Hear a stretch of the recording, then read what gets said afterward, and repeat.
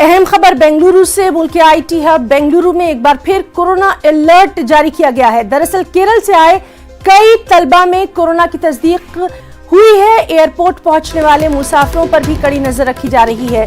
खास तौर पर ब्राजील और जनूबी अफ्रीका से आने वाले मुसाफिरों के लिए RT-PCR टेस्ट लाजमी होगा। मुसाफिरों की रिपोर्ट पॉजिटिव आने पर 14 दिनों का क्वारंटीन भी लाजमी होगा। केरल से आने वाले तलबा पर खास नजर रखी जा रही है।